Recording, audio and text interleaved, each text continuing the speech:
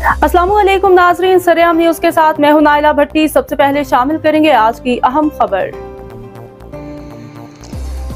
Gujarat police थाना city सराय आलमगीर का चोरों डकैतों के खिलाफ एक्शन। खारियां 2 डकैत गिरफ्तार। 2 अदद मसरूका मोटरसाइकिल व बकुआ में इस्तेमाल होने वाला असलहा पिस्टल 30 बोर बरामद।